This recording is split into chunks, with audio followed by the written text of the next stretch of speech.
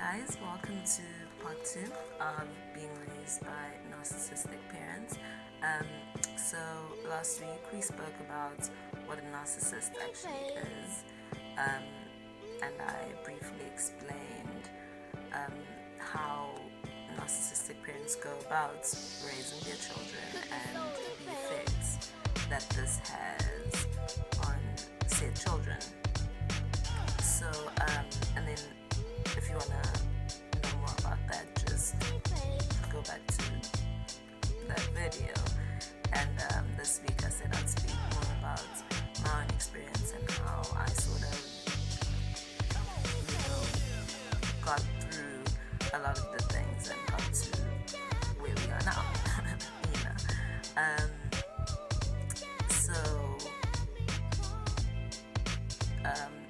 Firstly, I spoke about self-esteem and how that is shockingly low, which really isn't a surprise considering the constant criticism and the blame, and manipulation and control. It's kind of like being in an abusive relationship, you know what I mean? Because everything you're constantly told, anything bad that happens is constantly your fault. You can't really be yourself or do any of the things that you want, go any place that you really want to go, because this other human is constantly telling you that you can't do that, you shouldn't do that, this is what you must do, this is what you have to do, this is what you have to be, and things like that. And that's kind of why like right now I completely hate being told what to do. It grinds my tits, honestly. I hate being told what to do. It pisses me off. Those kind of things, like I said, make you sort of second guess yourself and doubt your own thoughts. And there's constantly this voice in your head that's telling you, that could be better. And I want to briefly explain complex PTSD, PTSD and post-traumatic stress disorder. So complex post-traumatic stress disorder is, can be set on by trauma caused by your parents, like narcissistic parents would, because it's traumatic. It's traumatic, it is. And so, with that kind of PTSD, you kind of, you fear situations where, you might be embarrassed, because you don't want to be embarrassed, you want to be perfect, because you're constantly being expected to be perfect by, your parents. You worry about being embarrassed. You have this intense fear of speaking with other people, because you're not sure if you're even good enough to hold the conversation with said people. And this could even play out in physical symptoms where you're like blushing and you're sweating and you're trembling, your voice is shaky and things like that, a bit like social anxiety. And I would always have this thing where I would replay conversations in my head and replay situations in my head and sort of critique myself now, because eventually you start doing it to yourself. It's no longer them just doing it to you, they do it to you, and then you start doing it to yourself as well. And so you start telling yourself that you really aren't good enough. You start telling yourself that you really don't deserve, certain things. And their voice starts becoming your voice inside your head. And that's sort of something that you need to then start unlearning very quickly.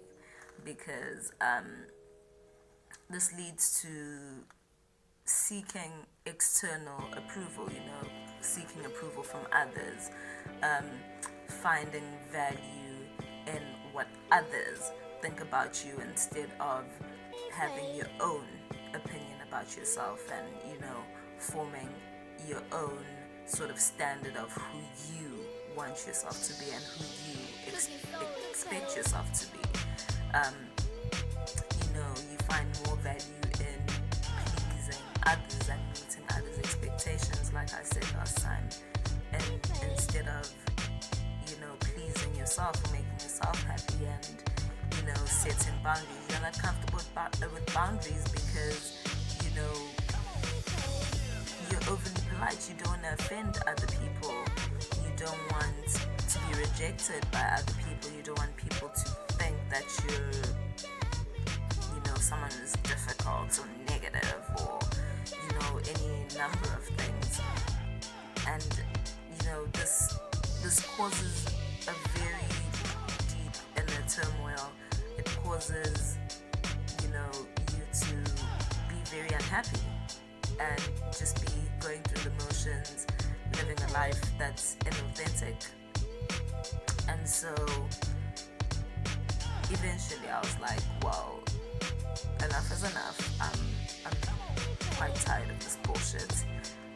So when it came to my final year in high school and then I was going off to university, when I had to choose my career path, my parents were like,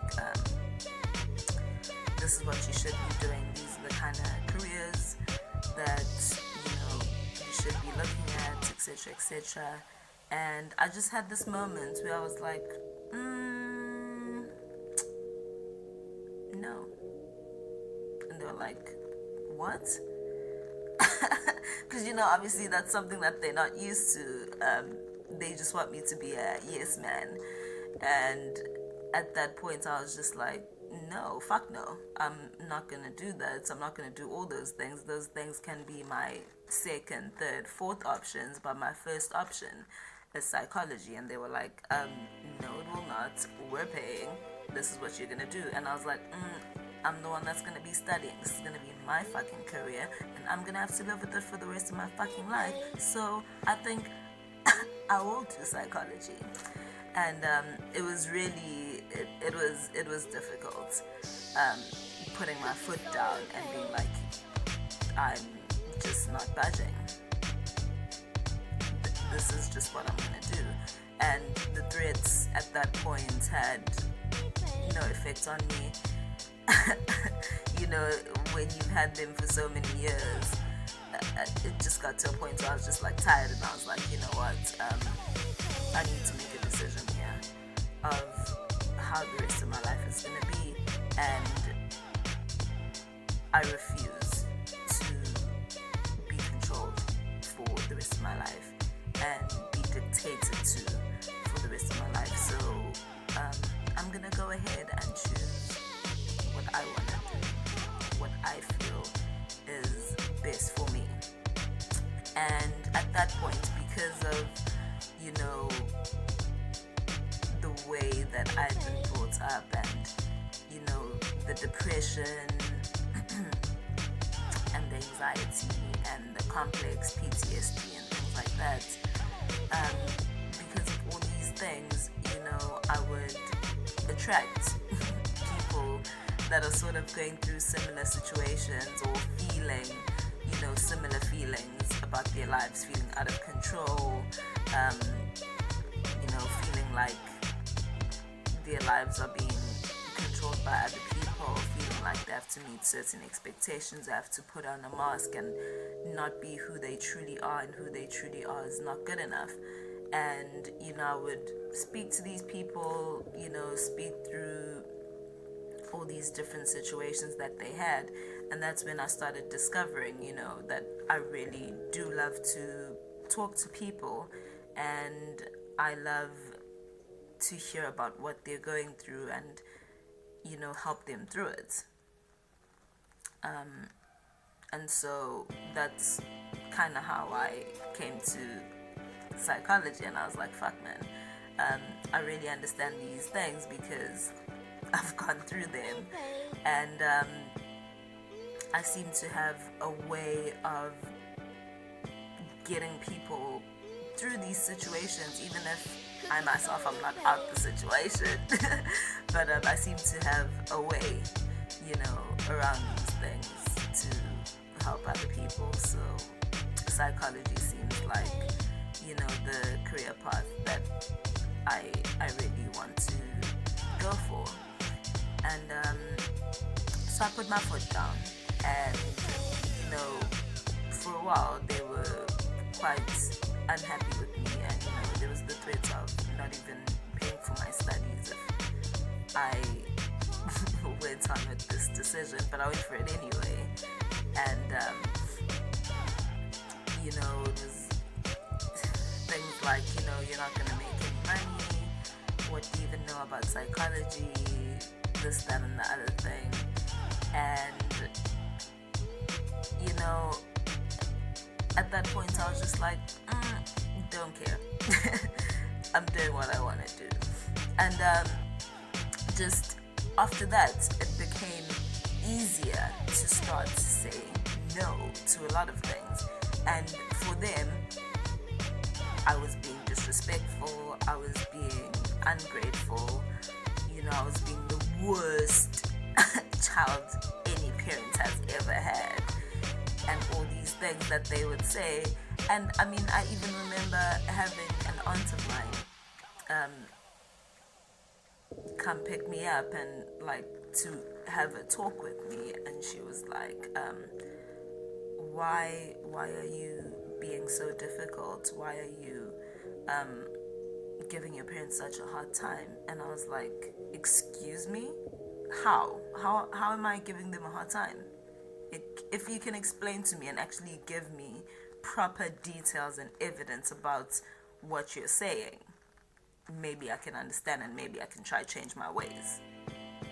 And she just started laughing and was like, hey dude, look, I don't know, but this is what I'm being told. And I'm like, no, but when you look at things, does it look like I'm being difficult? I am studying, I'm doing well enough, I have a clear path that I seem to be going. What is the issue here? She was like, hey dude, I don't know, this is just what your parents say. And if you're familiar with narcissists, once you start making those decisions that go against their perfect picture, that go against their expectations and these hopes that they have of having you appear a certain way, or having them appear a certain way rather, and appear in control of everything, it disrupts them a lot. And they start accusing you of all these things, and start being very harsh with you because they can no longer control you.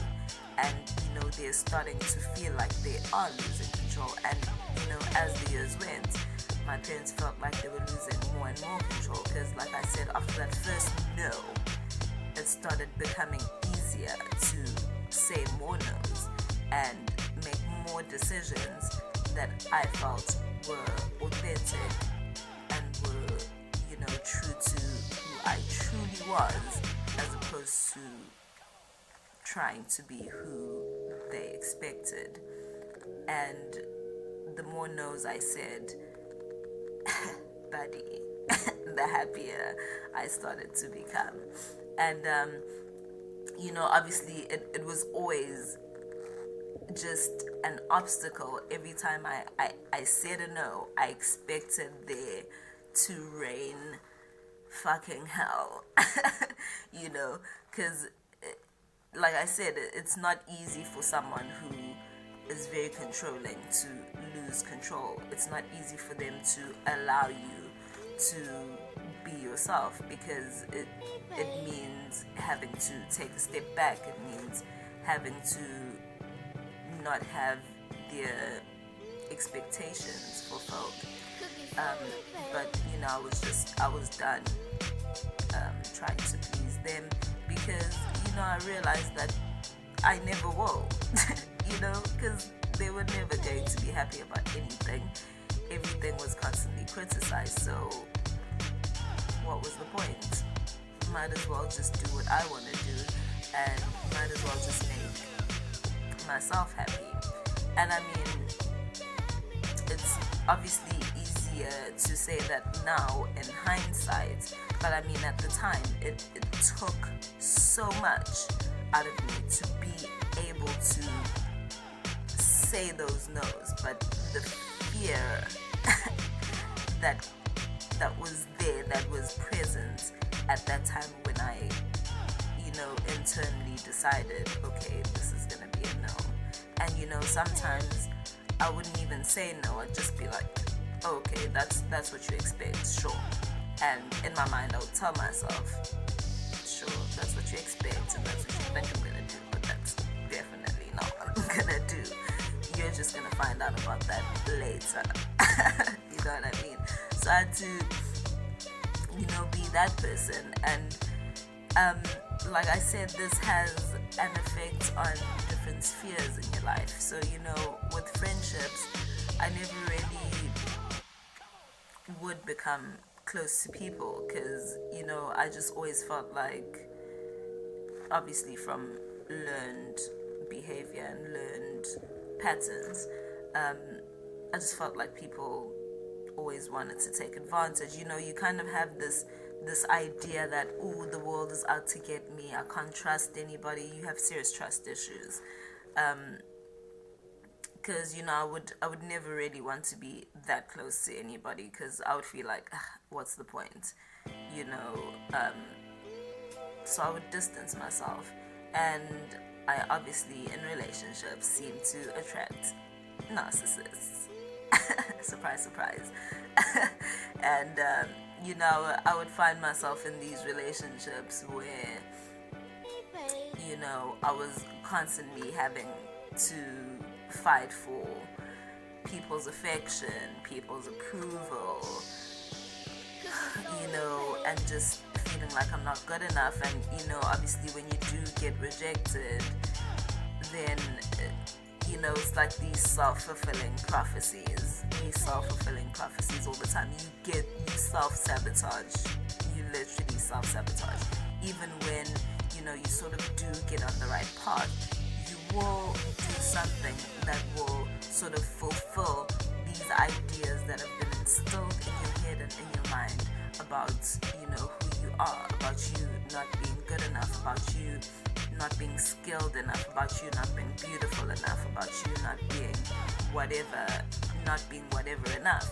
Like, you just constantly have these, because their voice becomes your voice inside your head, and that's the voice that motivates or demotivates you from doing things, from committing to things, from trying things.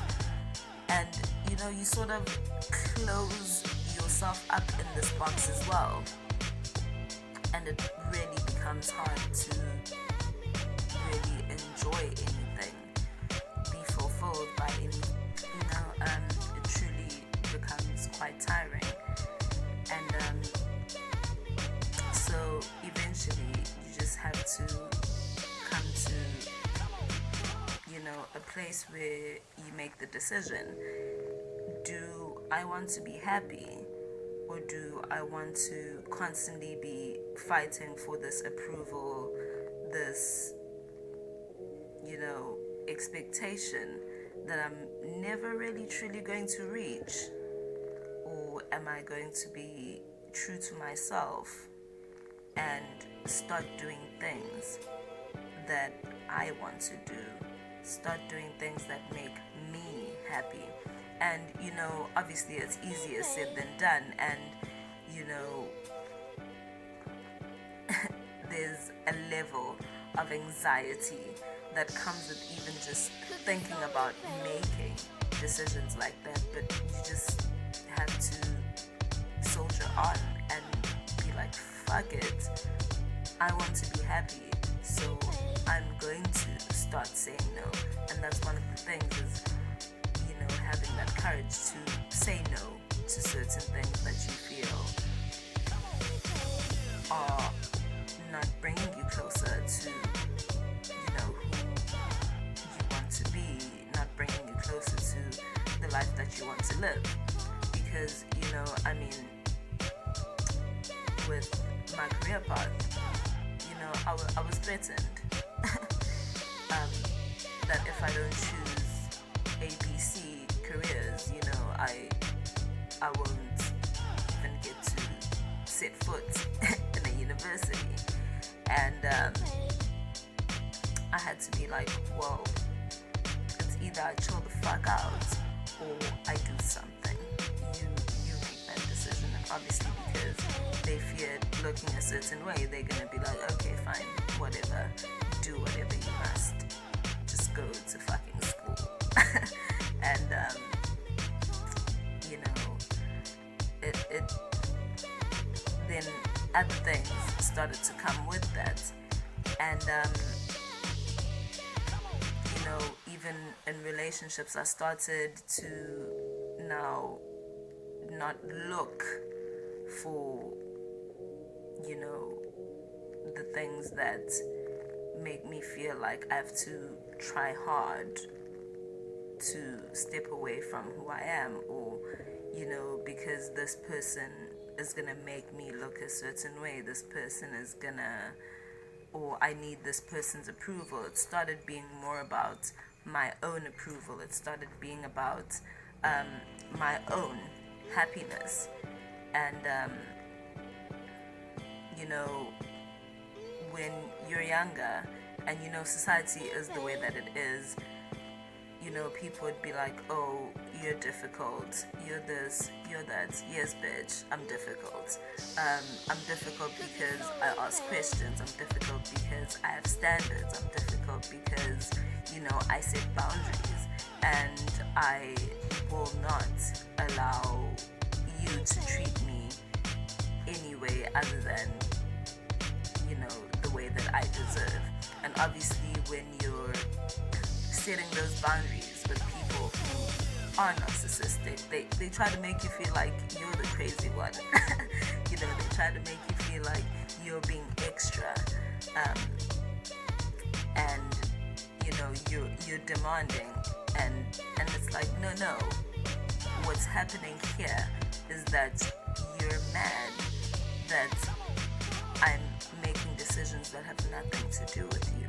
You're mad that I'm making decisions that have to do with my happiness, and it means that you're not controlling me. It means that I'm not seeking your approval. It means that I'm just doing things to make me happy. There's a certain amount of freedom that comes with starting to say those no's, starting to make decisions based on your own happiness. And of course at first it is a bit difficult, but you need to understand that, again, these aren't your expectations that are causing all that guilt and that shame from making decisions that are good for you. Because it's not good for you to constantly be trying to meet other people's expectations. It's not good for you to be neglecting yourself and your own happiness to make others happy.